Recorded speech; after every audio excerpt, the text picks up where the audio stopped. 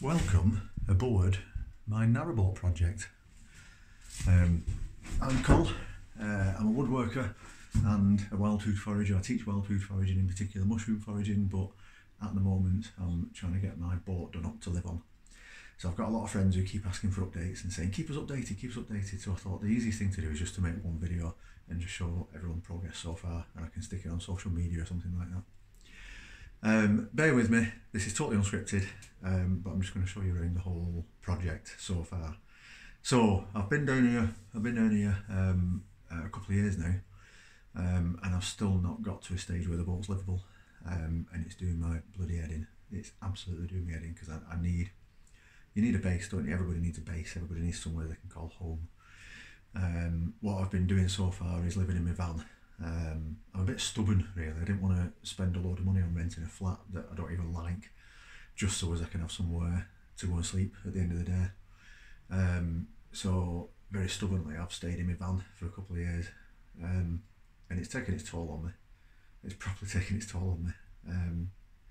I mean, this last couple of years has been hard for everybody, hasn't it? Pandemic and all that sort of stuff. But yeah, I've seriously had a lot of depression. Fell apart. I came down here, when I first came down here, my life had just fallen apart. With me, marriage of 25 years over, left my family home, came down here to a derelict mooring and spent the next few months up to my knees in mud, or stood in the canal, just trying to make something of it. And probably for about 12 months, I'd say at least 12 months, but definitely at least 12 months, it could even have been up to 18 months, crying for like all day, just bursting into tears, and the tears had lasted an hour, 2 hours. I ended up working through the tears, just crying. It's hard when your life falls apart, and you're in the middle of a pandemic, and oh god. Anyway, the list could go on, but I'm not going to go on about that. My job right now is to show you the project. So my boat, this is the bedroom section of the boat, the back of the boat. So what you're looking at there is tons and tons of tubes of silicone and liquid nails and all that sort of stuff.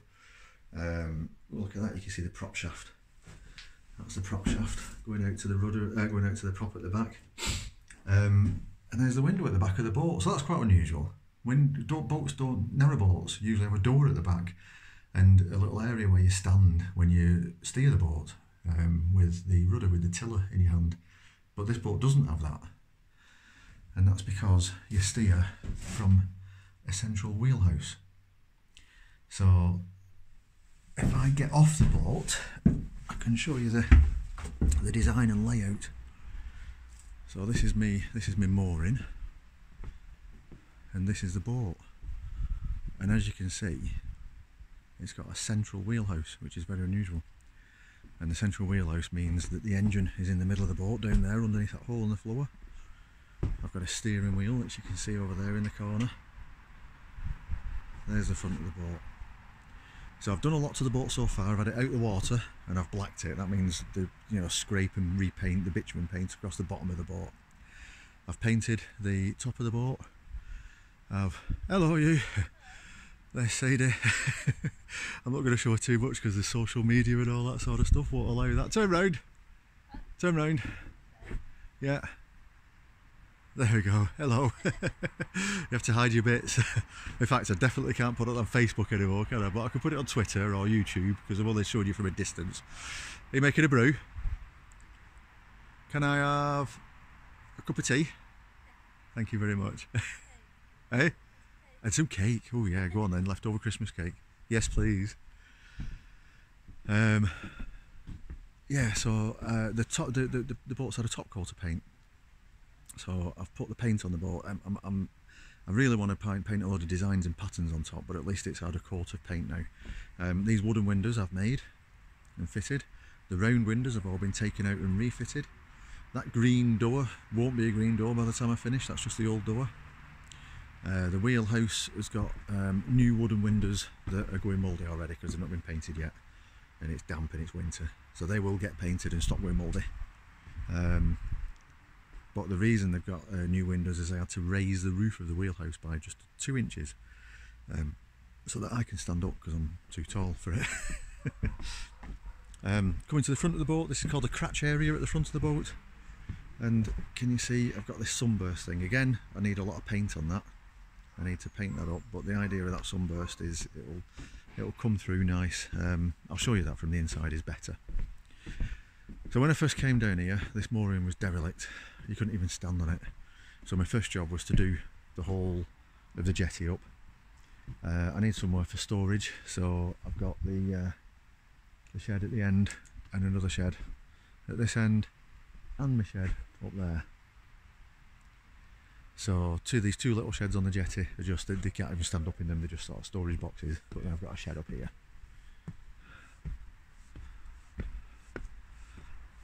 Garden with raised beds, oh, an unfinished forest school chair, some raised beds and what have you, some kayaks which I need to get rid of. If anybody wants a kayak, give us a shout because I've got too many of them. A couple of them are going for free. On my shed, nice solar panel on the back of there because everything's totally off grid down here. So I've got a nice solar panel there. And coming down into the shed, it's, let me see if I can see it. There we go. So we've got large overlapping panels. We've got oak supports on the front. Roof shingles on the roof. These wooden gutters that I made, and underneath the wooden gutters is storage for a load of bits of hardwood, bits of oak and stuff like that I might use. Right, back down to the boat. Hey, dear me. Big project.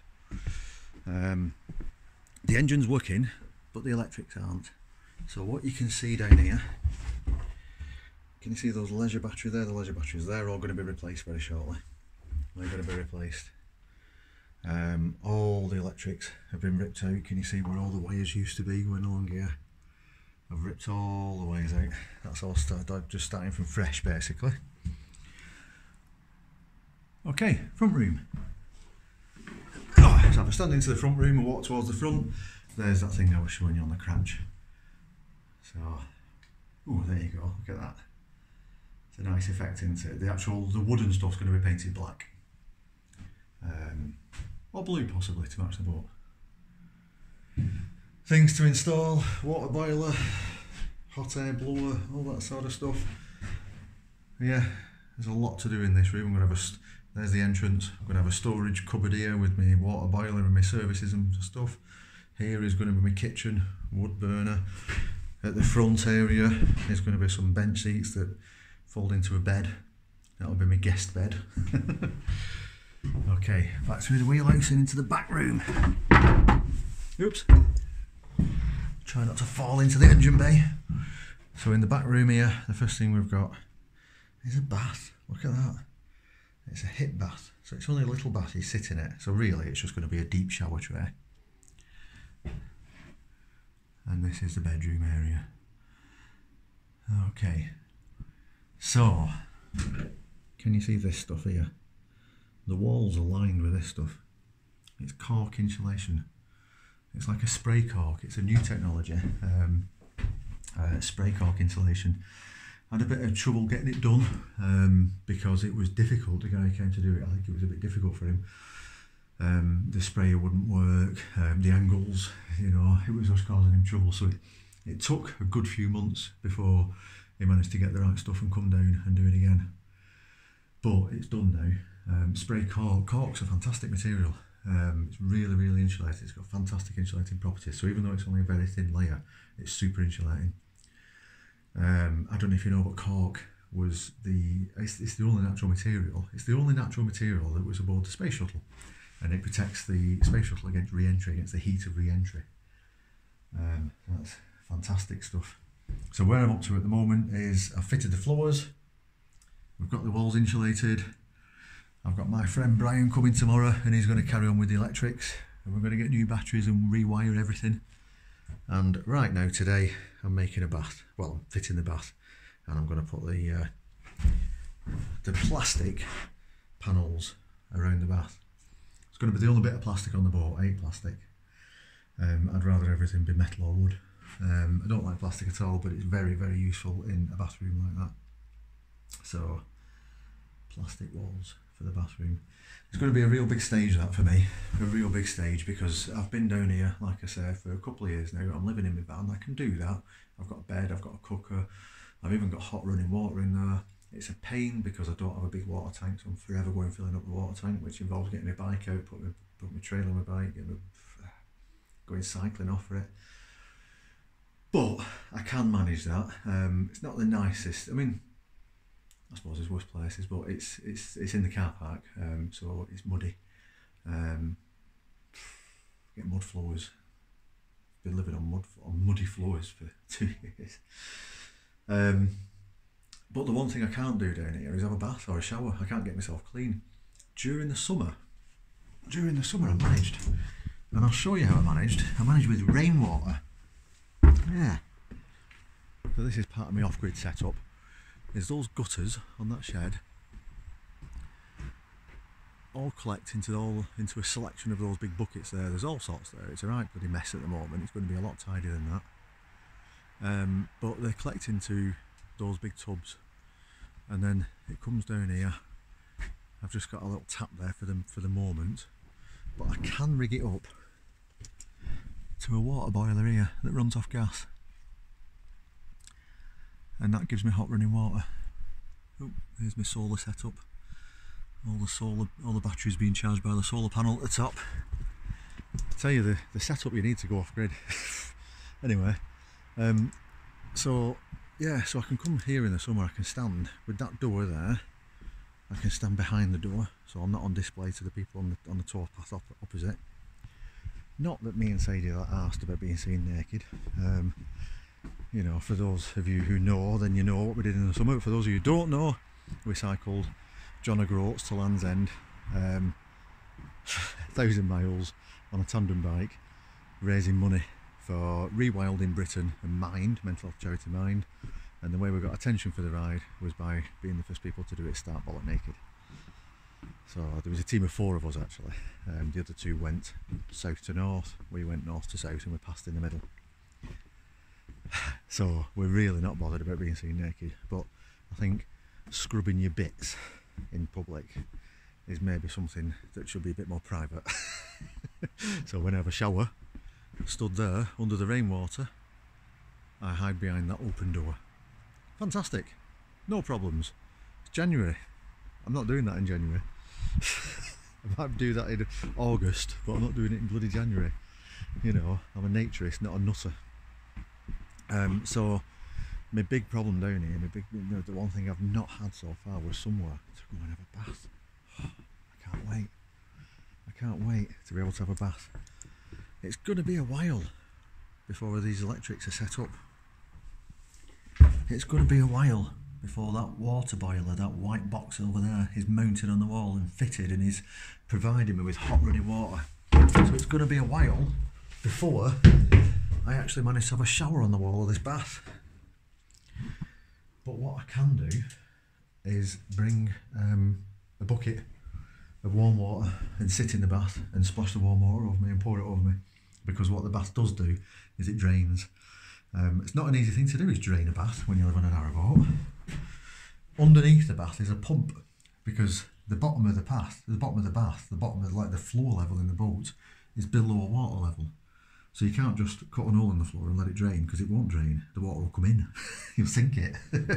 So the water from the bath has got to be pumped upwards to above water level, and then it can be poured out. And you use a pump, a special pump called a gulper pump. And I fitted that, me and Brian fitted that and got that working yesterday.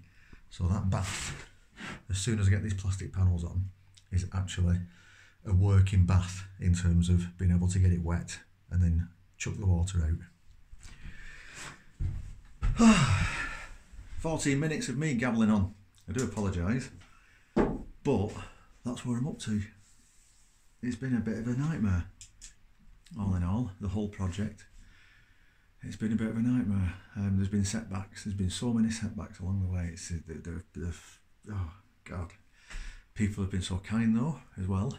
I've had a lot of friends help, which is really nice and really good. I've got places to stay, which has been really nice and really good. Big setbacks like my shed up there where Sadie is making me brew with no clothes on at the moment. That I had a big to do with that because Chorley Council decided that we weren't allowed sheds, and we're not allowed sheds. We've got a garden, but apparently you can only have a garden shed if it's attached to a dwelling property, and this isn't classed as a dwelling property. So a big to do with that anyway. The long and short of it is I can keep the shed. There's been like an agreement where there's no more sheds to be built, so you know, really lucky for me, I kind of got in just in time, because nobody else can build a shed along here now, and I love that shed. I absolutely love it. It's nice inside. There's a wood burner inside, and it's nice and warm. Yeah, so that's the project so far. I'm hoping that I can move in by spring. I'm hoping I can move in here by spring. That'd be fantastic if I can move in here by spring. My plan for the next year is that springtime will be a few more videos, not unscripted like this. I'll try and do it a bit better. I'm hoping if I keep updating with these videos, I'm hoping that between now and then I'll learn a bit more about how to make these videos and how to make them look better. Because in the springtime I'd like to take my completed narrowboat that I'm living aboard up the canal and take you on some canal boat journeys where I'm foraging for wild food on the side of the canal when all the springtime plants come up and all the spring greens come. That would be a fantastic thing, a fantastic little thing to share with everybody. But we're going, yeah, let's see if we get there. Let's see if we get there. Summertime, summer project will be me and Sadie doing another challenge, another big naked challenge, to try and raise the profile for things like rewilding, you know, climate action, mental health, you know, all those things that we realised were so important during the pandemic, the nature around us and our sanity. So we're going to do another, and also body positivity and naturism and all that sort of stuff. So we're going to combine all of them and do another big naked challenge. I'm not sure what yet. Maybe we'll do like a coast to coast stilt walk or rollerblade, or I don't know what yet. February, I've got to take a week out into February because we're filming with Channel 5. Channel 5 are making a programme about naturism, trying to sort of shatter the stereotypes of naturism, of being all just middle-aged caravanners on naturist sites. You know, it's a bit more, you know, there's more happens than just that. Not that there's anything wrong with that. So hopefully we'll be doing some filming there. I think we're going to do something like a 3 peaks challenge or something like that in the buff in February. So let's see how that works. And then after summer we're into autumn, the best time of the year, mushroom foraging. But for now, let's get this place going. It's such a relief to get some progress on it and move in. That's it. See you soon, folks.